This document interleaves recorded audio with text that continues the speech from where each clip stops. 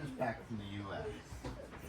It's a very beautiful little circuit I was on, and what makes it really beautiful is I know I'm always leaving at the end of it. Coming back to Guatemala, it's like I can't imagine going there and being like, okay, this is life. Really beautiful to bring like holy wild cacao into places where people have never. Most people, when I go to these yoga shalas and do these events, have never done a ceremonial cacao ceremony. It's ceremonial cacao.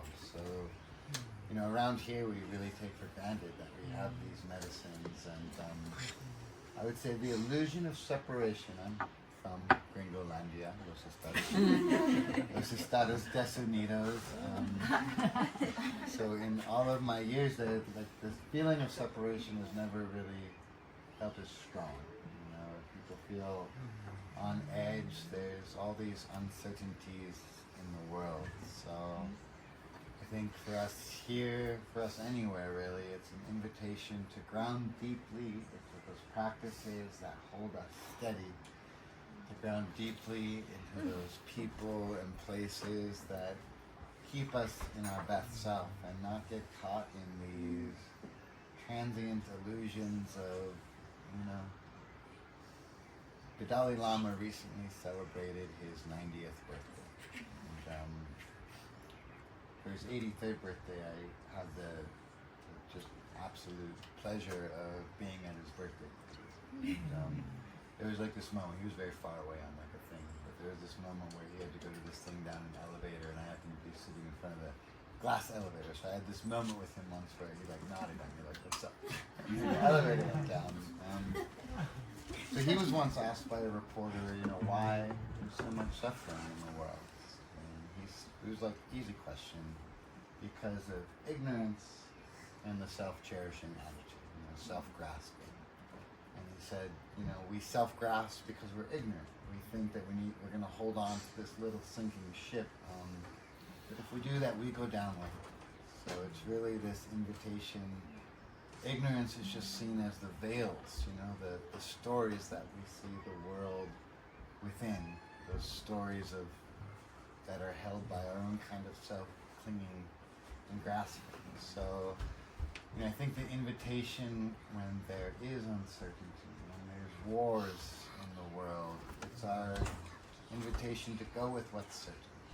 And that's not something you'll hear and that we'll understand intellectually. So it's an invitation to like search our hearts, search our own experience. Like what has really brought you up in life in a sustainable way? What has really allowed you to reach out and help someone else?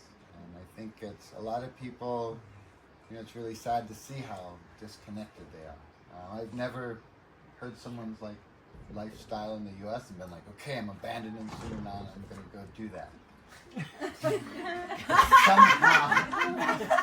somehow when people hear about, oh yeah, you know, Sunanan, it's great, there's this great mystical lake, we eat out of the garden, there's dogs out around there, like, they kind of have this energy of, oh, I want that.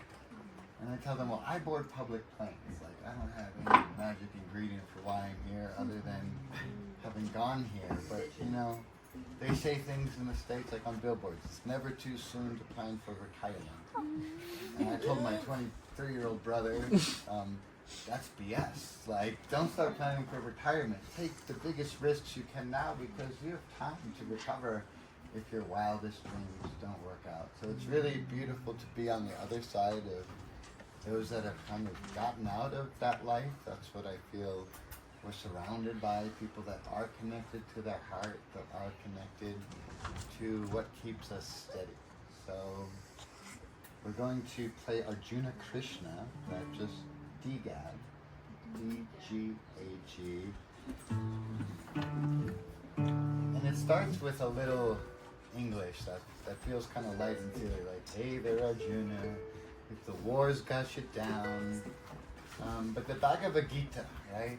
It's this work that uses this metaphor of a battlefield for us to stand tall and steady in what will keep us rooted in those things that will lift up others around us. So it may be a light song, but the